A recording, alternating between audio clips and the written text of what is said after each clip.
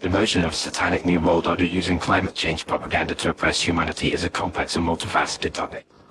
Proponents of this idea argue that a small group of powerful individuals and organizations are manipulating the narrative around climate change to further their own agenda of control and domination.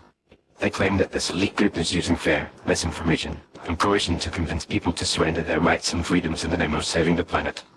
According to this perspective, the Satanic New World Order is using climate change as a pretext to impose a range of oppressive measures on society, including strict regulations on energy consumption, travel, and economic activity.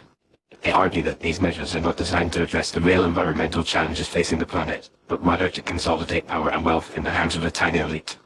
This elite, they claim, is driven by a lust for power and a desire to enslave humanity, and is using climate change as a convenient excuse to achieve their goals. One of the key ways in which the Satanic New World Order is allegedly using climate change propaganda to oppress us is through the creation of a culture of fear and anxiety. By exaggerating the severity of the climate crisis and predicting catastrophic consequences if we do not take immediate action, they are creating a sense of panic and urgency that can be exploited to justify draconian measures.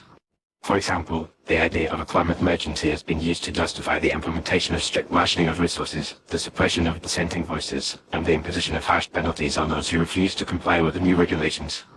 Another way in which the Satanic New World Order is using climate change propaganda to oppress us is through the manipulation of the media and the education system. By controlling the narrative around climate change and promoting a narrow, dogmatic view of the issue, they are able to shape public opinion and influence the way people think about the topic. This can be seen in the way that climate change skeptics are often ridiculed, marginalized, and excluded from public debate, while those who promote the official narrative are rewarded with praise, funding, and influence. The education system is also being used to indoctrinate children with the ideology of the Satanic New World Order, with climate change being presented as a central tenet of the New World religion. Children are being taught to fear and reverence the planet and to view human activity as a threat to the natural world. This is designed to create a generation of young people who are compliant, obedient, and willing to accept the strict regulations and controls imposed by the elite.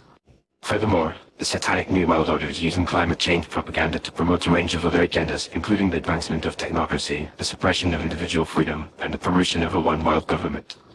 By creating a sense of global crisis and urgency, they are able to justify the creation of new international institutions and agreements that reward national sovereignty and promote a centralized, authoritarian system of governance. In conclusion, the idea that the Satanic New World Order is using climate change propaganda to oppress us is a complex and multifaceted topic that raises important questions about the nature of power, control, and manipulation in our society. While it is difficult to say with certainty whether this narrative is true or not, it is clear that the issue of climate change is being used to promote a range of agendas and ideologies that have significant implications for our freedom, our prosperity, and our way of life. As such, it is essential that we approach this topic with a critical and discerning eye, and that we are vigilant in defending our rights and freedoms against those who would seek to exploit and manipulate us.